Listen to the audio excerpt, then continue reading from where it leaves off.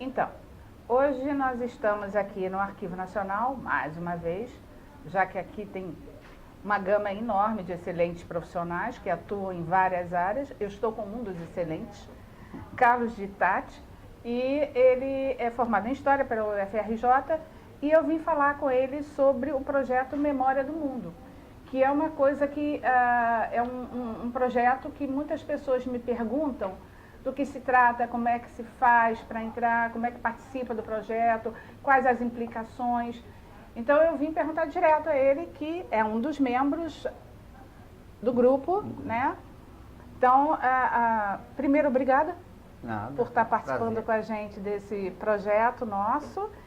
E eu gostaria de saber, então, o que é o projeto Memória do Mundo? Como é que ele se criou? Como é que é essa historiada Então, toda? vamos ver. O programa Memória do Mundo, ele é um programa, é uma ação, uma atividade, faz parte dos planos de ação da Unesco, né? Ele foi idealizado em 92, a partir do momento que houve uma catástrofe social e política, guerra na Europa e leste europeu, e quando houve a destruição da biblioteca de Sarajevo, a famosa destruição da biblioteca de Sarajevo. Que houve uma grita geral. Tentaram salvar a biblioteca e no embate da Guerra Civil que houve lá, ela foi intencionalmente destruída, né? É o que se presumiu na época, enfim, tentou salvar a biblioteca, uma biblioteca preciosíssima, de obras raras, manuscritos sobre a história da região. E a Unesco verificou que não haviam ações de proteção a esse tipo de patrimônio, né? Que apesar de ser resguardado em grandes bibliotecas, grandes instituições pelo mundo, né, não havia por parte da Unesco uma ação mais direta sobre arquivos, bibliotecas, sobre documentos, livros, obras, né? E apesar de haverem ações nas quais elas de preservação, por sua raridade, por sua natureza, mas não um projeto que realmente fizesse um mapeamento das organizações, pessoas que detivessem acervos de natureza arquivística ou bibliográfica, né? E que naquela época a ideia inclusive era fazer um mapa do que estava em risco, ou seja, você tem conflagrações no mundo, regionais ou internacionais, então a ideia na época surgiu um programa chamado Memória em Risco. Ah, sim. Ou seja, mapear onde as pessoas viam, lá tem algo precioso a ser cuidado, né? Então, quando houver um conflito, temos que cuidar daquilo ali, né?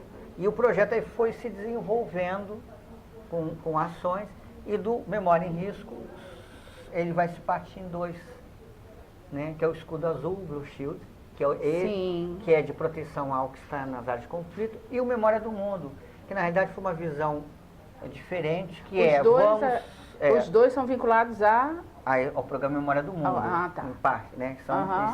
Eles se dividiram. São dois segmentos. São dois segmentos que acabaram se dividindo em ações diferentes. Um é essa proteção proativa do que está em risco, e uma preventiva, que é mapear o que é raro, o que é precioso, o que tem valor, né?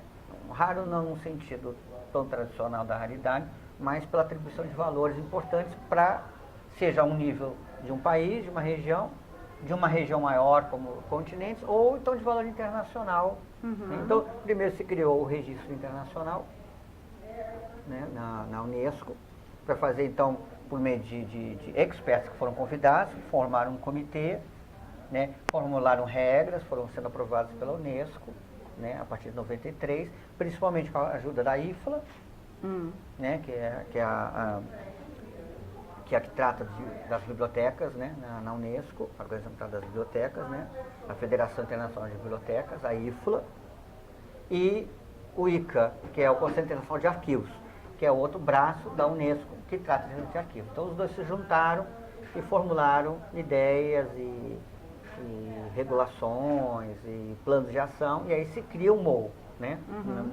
E aí se criou também a ideia de, como era uma coisa mundial, de se criarem comitês regionais para facilitar esse tipo de localização, mapeamento desses registros, né, seja documentos, obras, né?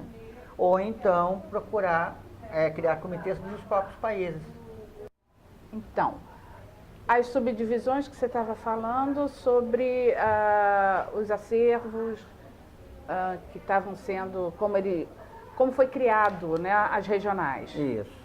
Então, a partir do Comitê Internacional, se criou a ideia de fazer comitês, se incentivou que os países se reunissem e fizessem comitês regionais, com representantes dos países, por meio de assessoria das chamadas comissões da Unesco nos próprios países.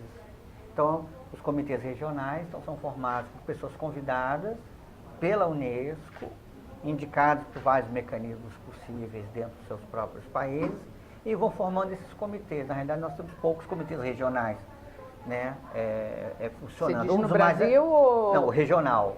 Né, na realidade, um dos mais ativos até o regional da América Latina, que é formado por Brasil, México, né, Suriname, aí vai Jamaica, né, Argentina, vários outros países estão formando, são cada vez mais entrando no comitê. Agora vai ter o Panamá entrando, né, tem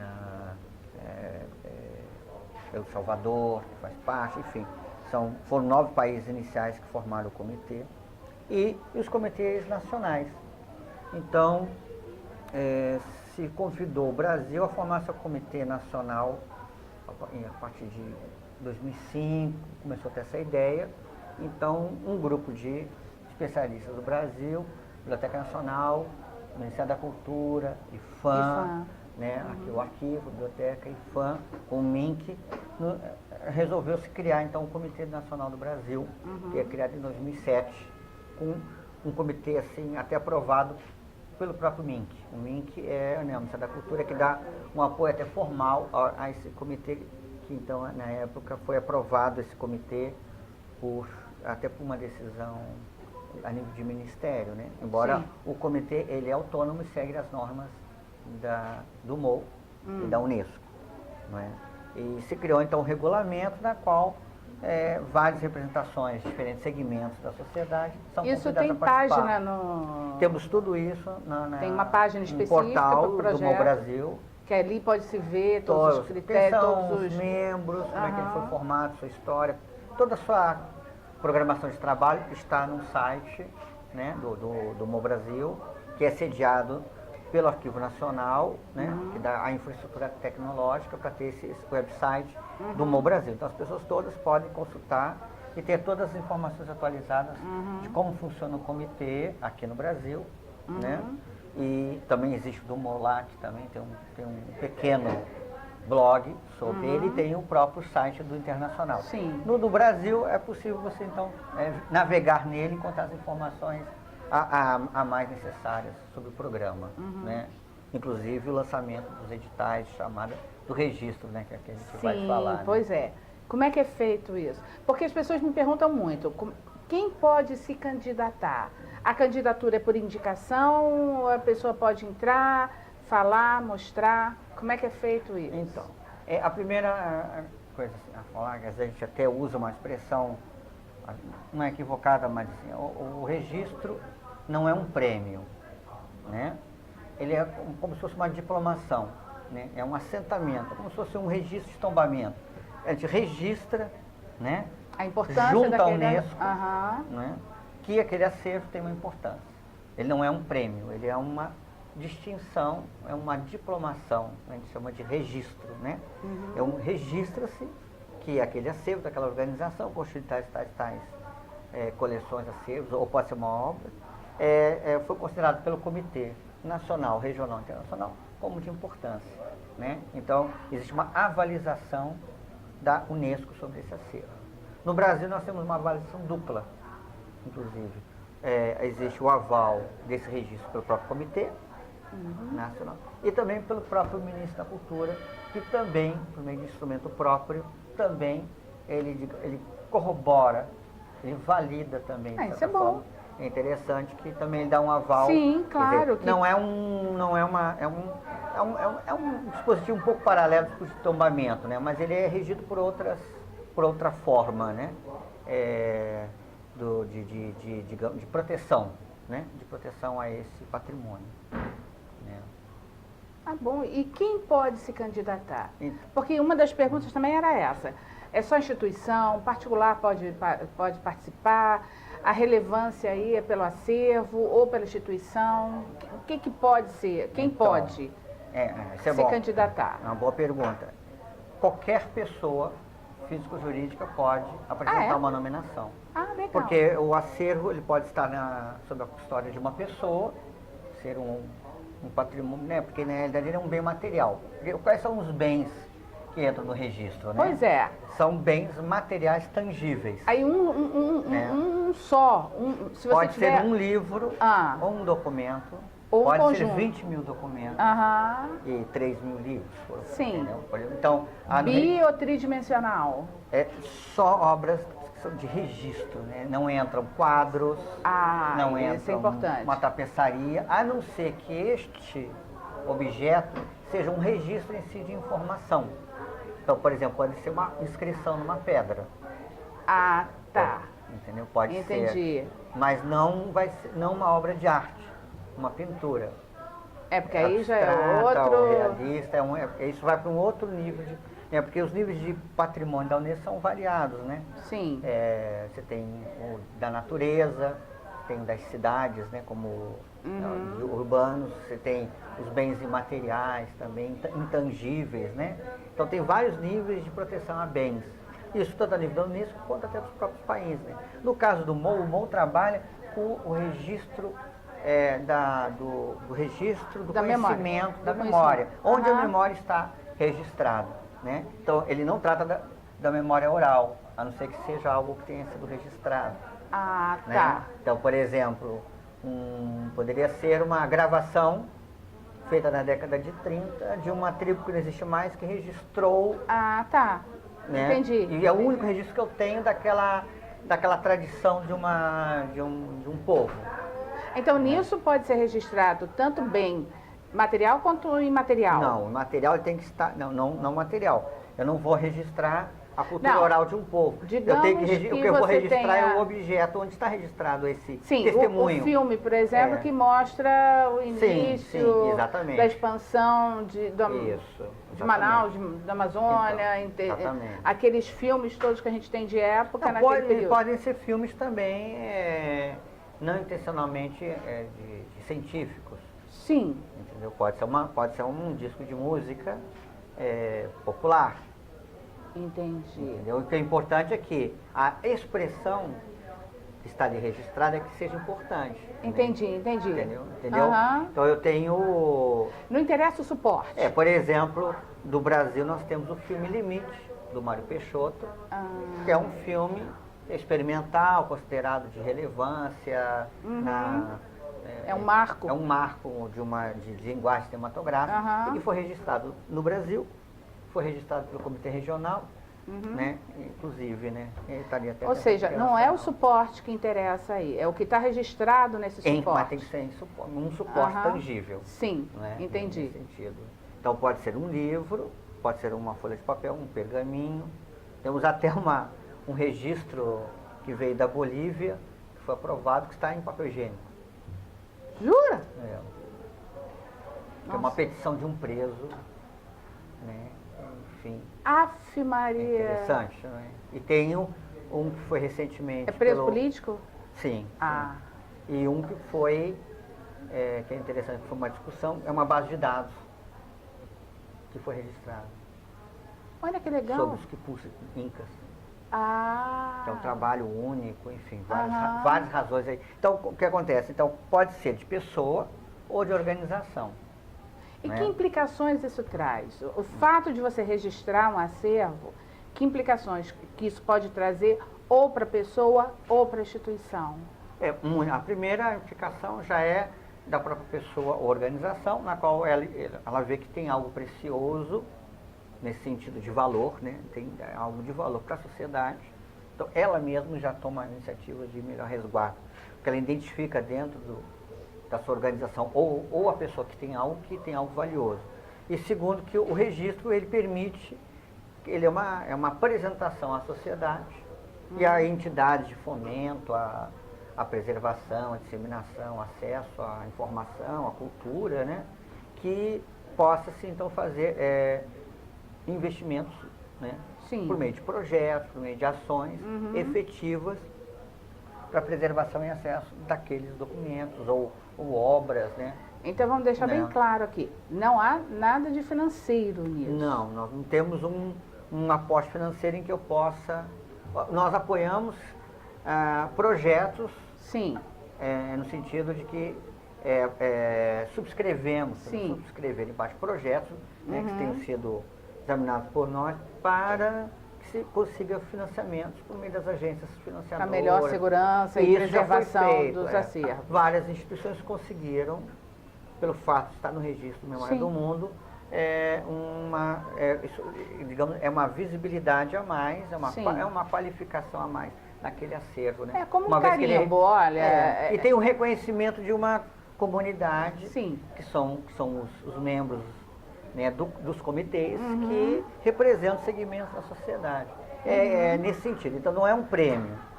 Financeiramente, né? Você não ganha absolutamente nada. Não. Direto dele, não. Não temos nenhum fundo de investimento. Nós temos ações de colaboração por meio das entidades que fazem parte do comitê, que representam essas coisas, que procuram colaborar com os acervos, né, com as instituições que detêm os acervos, né, inclusive. Né. E um acervo que ele deixa de estar no projeto por algum motivo? Há algum caráter que pode interferir na... Sim. Para que chegue e vocês digam, não, ele não pode mais fazer parte do projeto Memória do Mundo. É uma questão até delicada, mas ela pode acontecer no momento em que se perceber uma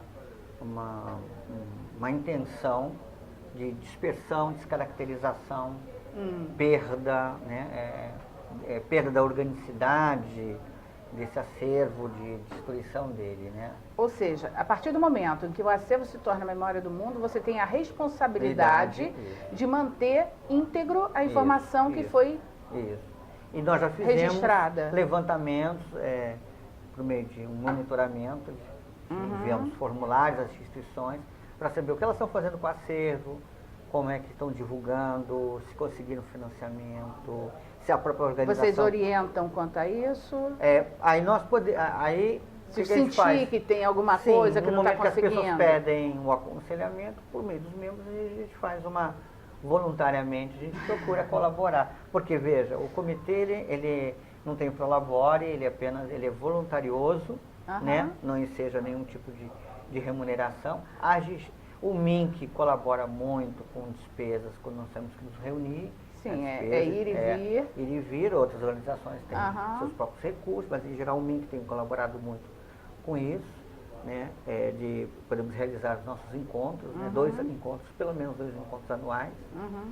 E nós ficamos trabalhando remotamente também, né? Por meio dos sítios, comunicando, e fazemos a divulgação também do comitê por meio das oficinas, palestras, né? Encontros que a gente faz com membros do comitê, que explicam o programa, que vão conhecer acervos, por exemplo, às vezes somos convidados a conhecer acervos, analisar o acervo, ver o que ele é. Né? Então, chegamos à conclusão que, a partir do momento que você tem um carimbo do Memória do Mundo, você tem uma responsabilidade para com aquele acervo.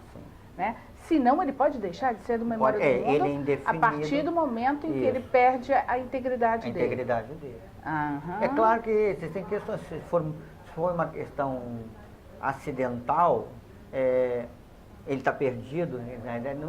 O registro vai ser até um testemunho de algo que existiu. Sim. Mas a perda do registro é mais no sentido de que quando for feita realmente uma sanção por uma questão de responsabilidade, né, do acervo ter sido disperso, fragmentado, de forma intencional ou displicente. E uma vez registrado é permanente. Ele é permanente, mas o comitê pode decidir retirar. Sim, só em função desse aspecto. Desse aspecto. Mas ele é indefinido, permanente. Né? Nós não temos não é válido até, né? Mas ele é válido enquanto acervo. Não tem que ficar sendo revisto o que nós estamos procurando fazer é cada vez mais esse monitoramento, ou seja, os comitês teriam não só o trabalho de registrar, mas sim também de monitorar, auxiliar, colaborar com as organizações ou pessoas para que elas mantenham esse acervo. E principalmente a nossa regra dentro do comitê é esse acervo tem que ser acessível. Ah, tá. Ele não pode ser um acervo fechado, nem sigiloso. Ah. Ele tem que estar... Sim, tem lógica. Se é memória do mundo, se tem que disponibilizar de alguma forma o acervo. A gente só dá valor àquilo que conhece, né? Então, se a gente não conhece, ou seja, e conhecer significa ter o acesso, ele não tem valor nesse sentido, né? Então, eu não posso registrar algo sem, até mesmo como é que eu vou registrar algo que eu não conheço, né? Então, fica complicado se for uma pessoa física. Não, a pessoa física, a gente até, no nosso formulário, a gente estabelece que ela vai ter compromissos de ter algum meio de dar acesso. Seja uma vez por mês, eu digo, né? Fazer a minha uma exposição, casa ou tá ceder aberta, para uma instituição. pode emprestar, né? pode ceder para uma instituição que faça acesso, ou dizer a minha casa fica aberta uma vez por mês. Pode também ceder incomodado para a instituição, para ficar sobre desde a que ela sempre se responsabilidade. mantenha íntegra. Sim. Né? E também a gente, dependendo do acervo, nós temos tecnologias que a gente pode fazer reprodução. Sim. Né? Podemos fazer cópias. A questão do acesso não é só uma questão de chegar ao documento em si, mas, né, de ter informação. De ter alguma forma como fluir acessar da representação. Né? Desde que seja suficiente. Muitas vezes você tem que ter, analisar ou conhecer o próprio objeto. Né? Sim, nem tem sempre, gente que exige isso. Nem até, sempre a cópia é funciona. Suficiente. Funciona, né? Então, para um expert, por exemplo, em materiais antigos, é importante. Até mesmo para questões de estudo de autenticidade. Pois é, e a discussão, né? em termos de museologia, pelo menos eu já presenciei discussões nesse nível, né? Até que ponto uma cópia, até que ponto não botar o original, isso. Né? Porque... Eu acho que cada um tem um uso, mas não substitui. Exato. A cópia não substitui o original. Há momentos para um e momentos para outro. E para muitos, a fruição da cópia, sabendo que existe o original e da sua história, é suficiente. Ótimo, né? Até, enfim, colabora com questão de depende da situação. Depende da situação. Mas a regra não é ter garantias de acesso ao original, de alguma forma. Não pode ser impeditivo. Também não elimina direitos autorais, proprietários. Isso é importante. Não interfere. Não deixa de ser da pessoa. Não deixa de ser da pessoa. Mas ela tem que dar garantias de acesso. Aí é uma questão de negociação. Né? Então, as pessoas podem indicar algum acervo particular? Quem indica? Tem que ser a instituição? Ou uma pessoa pode saber de um acervo, indicar aquele acervo? Como é que é feito esse mecanismo? Bem, eu acho que assim, a princípio, dentro da formalidade do registro, seria necessário que quem é o detentor esteja autorizando. Até porque, para eu registrar algo, eu tenho que conhecer. Então, eu não posso registrar algo do outro, a não ser que eu conheça tanto o acervo do outro, porque eu preciso ter inventários, registros, saber o quanto está organizado. Entrar na casa da pessoa. Entrar na casa da pessoa, saber. A não ser que isso já tenha sido notório público, alguma forma, fica um pouco difícil. Então, na realidade, o que é sempre recomendável é que quem conhece o acervo, que entre em contato com pessoas que podem interceder para que da forma mais amigável possível seja feito um registro do interesse de quem é o detentor, né, o custodiador desse. O que havia antes era que com memória em risco, o memória em risco ele é feito de forma unilateral. Então, o comitê, ele diz aonde tem acervo em risco, os acervos já conhecidos. Então, ele não depende do país dizer meu acervo está em risco. Não, ele vai direto lá. O comitê já diz para todos, aquele acervo está em risco, os cuidadores. Sim. Mas no memória, como ele é preventivo, é necessário que eu conheça o acervo. Que o expert que estudou o acervo conheça, que o membro do comitê possa ver o acervo. Então, sem ter a anuência do proprietário, é complicado. Fica complicado ou impossível, então eu não posso registrar algo que eu não conheço. E que tipo de acervos vocês têm já registrados no Brasil? Bem, a gente tem uma variedade muito grande, né, de registros, desde registros sonoros, né, como foi a missão musical lá que está em São Paulo, na Biblioteca Amado de Andrade, né, feita, que é de antropologia, registro de música no inteiro do Brasil.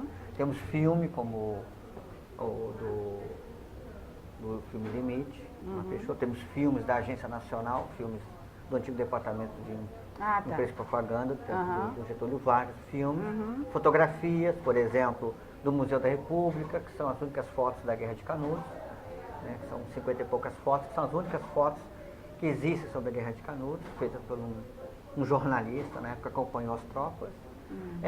Temos livros, né, também, muitos documentos, evidentes. Acervos científicos também. Acervos científicos, quer dizer, registros de expedição científica, né, publicados. O Museu de Astronomia tem. Exatamente. E tem obras, livros, muitos documentos, evidentemente, que são uma grande parte, né, na forma de documento, muita cartografia, também tem muito material cartográfico, que são bastante raros e originais também. Enfim, é uma variedade bastante grande. E vocês atuam em todo o país? Não, sim, o comitê acontece. A gente não tem como estar nas organizações. Evidentemente que os experts do comitê conhecem muitas coisas. Então, ao longo do ano, nós trabalhamos com contatos, com visitas, enfim, promovendo o programa. E uma vez por ano lançamos um edital de chamada livre. Sim. Então, que as pessoas se interessam. Tem uma época já específica? Já começou agora, né? Em abril. Abril, né? já abriu. Começou, dia 3 de abril. E vai o ano até inteiro? 31 de julho. Ah, tá. Então de abril a 31 de julho, até julho. Tem que preencher os formulários, mandar o que o formulário Porque pede. Porque aí vocês começam as análises. Fazemos as análises, a partir daí. A gente faz análise, faz visita, procuramos expertos sobre a temática. Em outubro nós fazemos uma reunião no final de avaliação e dizemos quem vão ser registrados, né, no ano. Nós temos um limite regimental de 10 por ano. Ah, tá. Pode ser de 0 a 10 por ano. E quem se candidata pode continuar se candidatando se não entrar no registro ou não? Pode quando, se ele, digamos, ele cumpriu boa parte dos requisitos. Nós temos o quê? Nós temos um documento do Memória do Mundo, que são as diretrizes, que são chamadas salvaguarda de proteção. Então ali estão as diretrizes sobre as quais nós avaliamos o acervo. Então muitas vezes o formulário está incompleto, o acervo não está completo, por exemplo, existe o caso que a gente conhece, o acervo está disperso, muito dividido. E uma das intenções justamente dentro da Unesco é trazer de novo essa integralidade dos documentos, sem necessariamente juntá-los fisicamente. Então, legal. a história das obras, documentos, muitas vezes é de dispersão, né? É involuntária ou às vezes voluntária. Então, por isso que também existe a candidatura conjunta. Então, legal. eu posso fazer uma candidatura com 20 instituições que tratem do mesmo acervo. Do mesmo acervo, ou da mesma temática que configure uma por união. exemplo, foi o caso aqui no Brasil, Guerra do Paraguai, que é um caso que envolveu vários países, né? E várias organizações internas do Brasil. Então foi feita, inclusive recebeu Memória do Mundo Internacional, né? O regional, recebeu o regional, e já conseguimos, por exemplo, o da questão dos anos de ditadura, que foi uma internacional, com várias organizações do Brasil e depois juntando com outras de outros países, como o Paraguai, Chile. Argentina, Chile. Então aí você pode fazer. Então existe essa possibilidade, tanto no nível nacional, regional e internacional, de fazer as chamadas candidaturas conjuntas. Portanto, não dói, é indolor, qualquer um pode participar, não custa nada. Fazer. Não é caro fazer. O importante, isso é o, assim, digamos, ajuda, é a mensagem que passa. Assim, é necessário estudar o acervo. A coisa mais importante é quem propõe, que não apenas diga, porque para todo mundo o que é seu é o mais importante. É claro. Mas tem que conseguir justificar porque que é importante para aquela sociedade. Para a sociedade, ou dentro da temática que ele é importante. Tem que conseguir trazer elementos. Esse tipo de elemento. A gente sempre, né, às vezes a gente diz assim, mas esse acervo é muito importante. Todo acervo ele é importante em algum grau. Sim, Nós queremos um grau um pouco mais alto, explícito disso. Mas sempre com o sentido de salvaguardar, né, e procurar cada vez mais também aquilo que às vezes não estava tão óbvio e evidente. Né? Por exemplo, fizemos um registro do arquivo pessoal de Rubens Gershman, mas não das obras. Mas tá. ele tem um acervo pessoal fantástico, que mostra a criação da obra, né? E que é muito orgânico, foi muito bem organizado, por exemplo, que foi então nominado. Mas não eu nominei a obra artística de Gershman. Sim, o acervo dele de Gershman, mostrando todo, por exemplo, né? todo o processo de criação. Porque isso também é importante, se chamar os processos, os registros genéticos de uma obra, né? Como é que eu chego a uma obra? Né? Às vezes, o escritor, quando faz um livro, muitas vezes ele fez 10, 15 manuscritos até chegar a um livro. Então tem um livro publicado e tem uma obra tão grande ou maior às vezes, Sim, tem todo do que aquilo estudo, que ninguém conheceu, né? que são os manuscritos. E tem todo o estudo de desenhos deles. Isso, né? Então então isso também é um outro cuidado, também de ter uma visão menos monumental do documento ou da obra, né? Mas sim pelo significado dela na sociedade. Então, porque o que acontece ao longo do desenvolvimento da educação do patrimônio, sempre ficamos um pouco muito ligados à questão daquilo que era evidente, né? Os grandes monumentos, né? As grandes muralhas, as grandes paredes, os grandes quadros, as grandes estátuas, e muitas vezes não vimos, por exemplo, na casa dos arquivos e mesmo dos documentos, né? E das obras bibliográficas mesmo, aquilo que poderia também ser salvaguardado. Né? Então, essa que é a proposta do Memória do Mundo. Muito obrigada, fantástico. Não, gente, então, por favor, quem quiser, já viu que não dói, não custa dinheiro, e procurem. Tem no site, o site é muito bem organizado, está tudo muito bem explicado, tá? Eu agradeço a sua fala, muito obrigada por nos receber, e agradeço a toda a equipe. Ok, tá? então. Obrigada, meu trabalhando aí. Muito obrigado.